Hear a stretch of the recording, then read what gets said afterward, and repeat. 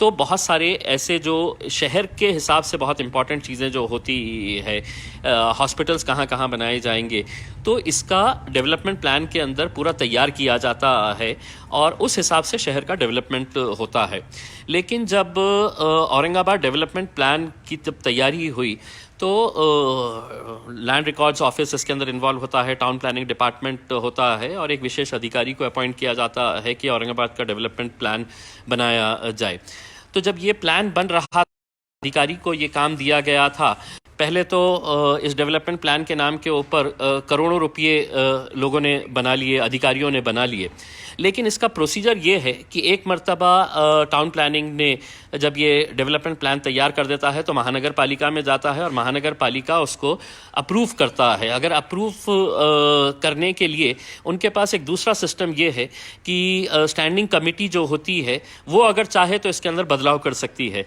तो अब हुआ ये कि इसके अंदर किस तरह से एक करोड़ों रुपये का घोटाला सामने आया वो मैं आपको बताना चाहता हूँ कि महानगर पालिका के अंदर सत्ता में बैठे जितने भी लोग थे, अब महानगर पालिका पिछले 20-25 सालों से आपको मालूम है कि सेना और भाजपा के ही हाथ में है। मैं इसके अंदर राजनीति नहीं लाना चाह रहा हूँ, लेकिन चूंकि ये मेरे और आपके शहर से जुड़ा हुआ मुद्दा है, मुझे ये बोलना बहुत ज़रूरी है। तो शिवसेना और भाजपा के कुछ कॉरपोरेटर्स की एक टीम तैयार की गई और ये लोगों ने उस वक्त के पदाधिकारियों को, अधिकारियों को ये कहा कि तुमने तो डेवलपमेंट प्लान के नाम के ऊपर बहुत कर दिया, हमारा भी कुछ करना पड़ेगा।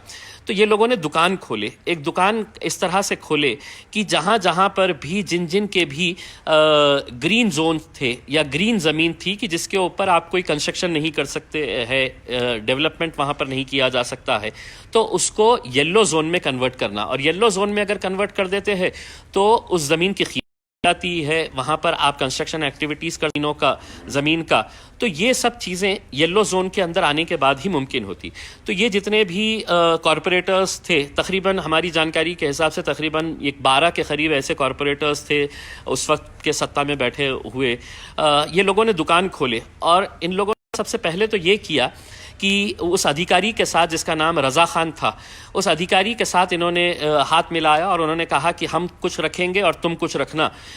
तो औरंगाबाद शहर के बहुत सारे जितने भी भाई लोग थे, डॉन लोग थे, उन लोगों को जमा किया गया और उनको एजेंट्स बनाया गया कि तुम जाओ और तुम जाके डील करो। अब किसी के पास अगर 8 एकड़ ज़मीन है, वो ग्रीन जोन के अंदर है, तो वहाँ जाकर इनके एजेंट्स सौदा करने लगे कि देखो तुम्हारी 8 एकड़ ज़मीन है, इसके ऊपर तुम कुछ कंस्ट्रक्शन नहीं कर सकते हैं, लेकिन हम आपका रिजर्वेशन हटा सकते हैं, हम ये ग्रीन जोन हटा कर आपको येलो जोन के अंदर दे सकते हैं करके। अब उसमें सौदेबाजी शुरू हुई। उस वक्त शुरुआत के रेट के अंदर बताया जाता है कि 1 एकड़ जगह के लिए कुछ 8 लाख से 10 लाख रुपए का रेट रहता था। बहुत सारे लोगों ने बेहिसाब पैसा इन लोगों को दिया, जो कॉरपोरेटर्स थे, वो अधिकारी थे, इनको सबको पैसा दिया। कई ऐसे केसेस हमारे सामने आए थे, ये मैं 2015-16 की बात कर रहा हूँ, कि जब लोगों ने कहा कि हमारे पास पैसा नहीं था और ये लोगों ने कहा कि हम ये हटा के दे देंगे तुम्हारे को, तो हमने कहा कि हमारे पास इतना पैसा तो है नहीं देने के लिए। तो कई ज़मीन मालिकों ने अपनी ज़मीनें जो है वो इन लोगों को, इन एजेंट्स को अपनी ज़मीन ट्रांसफ़र करके दिए। यानी कि किसी के पास एक 50 एकड़ जगह है तो उसने कहा कि ठीक है, मेरा 45 एकड़ है तो आप ग्रीन का येलो कर दीजिएगा और 5 एकड़ ज़मीन मैं आपके नाम के ऊपर ट्रांसफ़र कर देता हूँ। तो ऐसे बहुत सारे ज़मीनों को भी ट्रांसफ़र करके लिया गया था। जब उठा और मैंने जब उसकी जानकार था और आमदार होने के बाद मैंने इस मामले को विधानसभा के अंदर उठाया था। आप चाहे तो मेरे फेसबुक पेज के ऊपर आज जाके देख सकते हैं, मैंने जो तकरीर विधानसभा के अंदर कही थी, और ये बात मैंने विधानसभा के अंदर बताया था कि डेवलपमेंट प्लान एक एक्सपर्ट टीम तैयार करती है, इंजीनियर्स तैयार करते हैं, जो हाईली क्वालिफाइड लोग होते शहर का डेवलपमेंट तैयार कर सकते हैं, ना कि वो कॉरपोरेटर्स जिनका एजुकेशन बैकग्राउंड बहुत अच्छा नहीं था। मतलब उस कमेटी के अंदर ऐसे भी कॉरपोरेटर्स थे जो 8वीं और 10वीं पास थे। ये लोग तय कर रहे थे कि हमारे शहर का डेवलपमेंट, इनका डेवलपमेंट से कोई लेना देना नहीं था, ये सेल्फ डेवलपमेंट के लिए ये सब कर रहे थे। और उस वक्त के अनुमान के हिसाब से एक अंदाज़ा जो लगाया जाता है कि तकरीबन 400 से 500 करोड़ रुपया ये जमा किया गया था इन तमाम लोगों से जिनको ये आश्वासन किया गया था।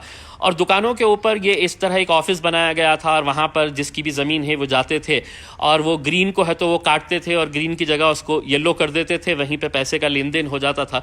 तो ये मैंने मुद्दा विधानसभा के अंदर उठाया था और विधानसभा के अंदर ये मांग करी थी कि अगर इस तरह का अगर डेवलपमेंट प्लान लोकशाही के नाम के ऊपर अगर हम इस तरह का अगर दुरुपयोग करना शुरू कर डाले तो ये कैसा रहेगा। तो उस वक्त जितने भी लोगों ने पदाधिकारियों ने पैसा बनाकर है तो अपना वो निकल गए। उन्हें ये लगा नहीं कि कोई कोर्ट में चला जाएगा, या आखिर में मामला कोर्ट के अंदर गया।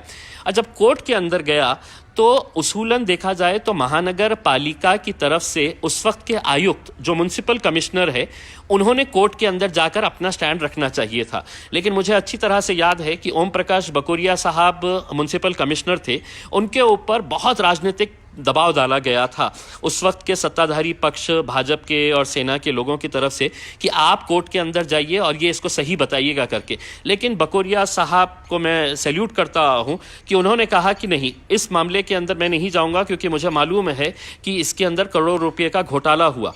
तो उस वक्त के महापौर ने महापालिका की तरफ से कोर्ट के अंदर पैरवी की, वो कोर्ट के अंदर गए। अब यह है कि महापौर के पास ऐसा कोई राइट नहीं है कि वो महानगर पालिका को रिप्रेजेंट करे, लेकिन वो गए वहाँ पर।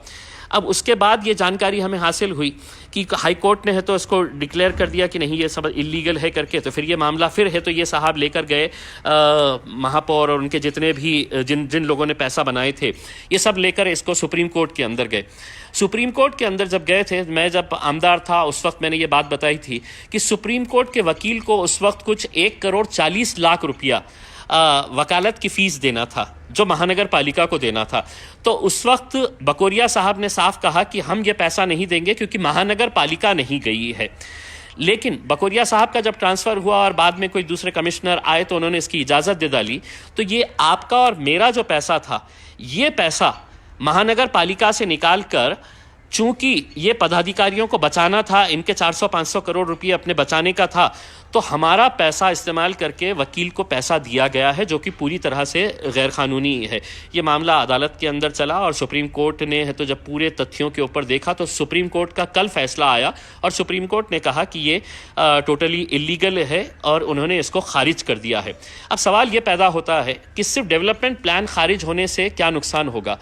आज हमारे को औरंगाबाद को अगर फिर से अगर डेवलप करने का है तो एक नया डेवलपमेंट प्लान, और कोई भी डेवलपमेंट प्लान जब बनाया जाता है तो कम से कम इसे बनाने के लिए 2 से 3 साल लगते हैं, यानी कि हम 3 साल और आगे। आज मैंने कुछ लोगों की प्रतिक्रियाएं अखबार के अंदर पढ़ी जिसके अंदर क्रेडाई के जो कंस्ट्रक्शन इंडस्ट्री से ताल्लुक़ रखने वाले लोग हैं उनके अध्यक्ष ने बयान दिया कि नहीं, शहर पीछे चला जाता है। मैं ये क्रेडाई के लोगों को भी दोषी उतना ही मानता हूँ क्योंकि जिस वक्त ये बेईमानी चल रही थी तो बहुत सारे बिल्डर्स इस बात के अंदर लगे थे कि हमें कौन सी ज़मीन ऐसी मिल जाती है, तो ये लोगों ने भी उस वक्त ऐसे जो भ्रष्ट काम कर रहे थे उनका साथ दिया। तो आज अगर ये मगरमच्छ के आंसू अगर रो रहे हैं और कह रहे हैं कि शहर को आज 10 साल पीछे, तो उसमें कहीं ना कहीं इस बेईमानी के अंदर आप लोग भी शामिल है। तो इस वक्त आप मगरमच्छ के आंसू मत रोइएगा, ये आप ही लोगों के ये भ्रष्ट सिस्टम की वजह से आज हमारा शहर इतना पीछे हो गया है। सवाल ये पैदा होता है कि अब हम करें तो करें क्या। अब यह है कि जिन्होंने पैसा बनाए थे वो पुलिस पे जा नहीं सकते हैं क्योंकि इन्होंने जो पैसा दिया था ये ब्लैक का पैसा दिया था इन लोगों के पास, जितने भी पदाधिकारी थे उस वक्त के, और बहुत बड़े बड़े जो अपने आप को बहुत इज्जतदार बताते हैं भाजपा के और शिवसेना के महानगर पालिका के अंदर, जो बहुत बड़े मतलब अपने पार्टियों के बहुत बड़ा चेहरा बताते हैं, ये लोगों ने ब्लैक के अंदर ये लोगों से पैसा लिया था। तो अब जिसने पैसा दिया है वो शिकायत पुलिस में कर नहीं सकता है क्योंकि उसने ब्लैक में पैसा दिया है। अगर वो वाइट के अंदर बता देगा तो इनकम टैक्स वाले उसके पीछे पड़ जाएंगे। तो बड़ी दुविधा के अंदर ये लोग फंसे हुए हैं। मैं इन लोगों से अपील करूंगा कि आप जाइए, अगर आपसे एक बार गलती हुई है तो जाकर आप इन लोगों से पैसा हासिल करिएगा। अगर नहीं है तो ग्रुप तैयार करके पुलिस के अंदर है तो आप कंप्लेन करिएगा। पुलिस के अंदर कंप्लेन करके आप ये पैसा वसूल करवाइएगा, क्योंकि ये हमारे शहर को बहुत पीछे लेकर गया है। और मैं तो सरकार से ये कहूँगा कि ये जो लोगों ने किया है, सिर्फ सुप्रीम कोर्ट ने यहाँ तक आकर रुकना नहीं चाहिए। सुप्रीम कोर्ट ने ये कहना चाहिए कि जिन जिन लोगों ने ये गलत काम को अंजाम दिया है उन तमाम लोगों के ऊपर एफआईआर रजिस्टर होना चाहिए।